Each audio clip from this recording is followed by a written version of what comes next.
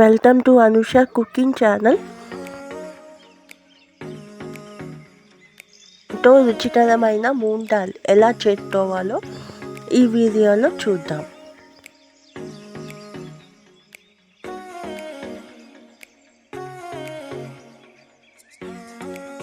కావాల్సిన పదార్థాలు: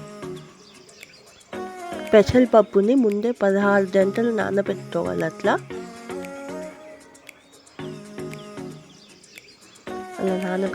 పెట్టుకోవాలి. అది బాగా నానాలి. ఉప్పులో అట్లా నీళ్ళు పోసుకొని పెట్టుకోవాలి.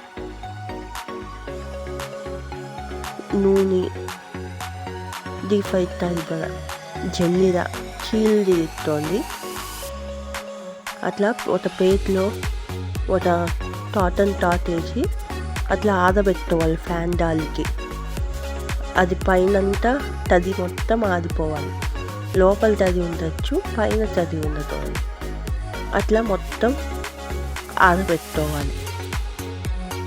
ఇట్లా మొత్తాన్ని ఆరబెట్టుకోవాలి. ఆరిన తర్వాత అట్లా వస్తాయి. పైన తడి ఉండదు, లోపల తడి ఉన్న ఇబ్బంది ఏం లేదు. ఇప్పుడు డైరెక్ట్గా వెల్లితోని ఒక బాండిల్ పెట్టి నూనె నిండా పోయటోదు, చలాంటే పోసుకోవాలి. నూనె బాగా తాగాలి. నేను 4 పప్పులు చూపెడుతున్నాను. అట్లా పైకి తేగాలి పప్పులు వేసినప్పుడు. దాని తర్వాత నూనె బాగా తాగిన తర్వాత అవి పప్పులు దానిలో వేసి నూనెలో పెట్టి ఆ జల్లి పెట్టి పప్పులు బాగా దాంట్లో వేసేసి దాంట్లో మీద ఉప్పు నీళ్ళు చల్లాలి.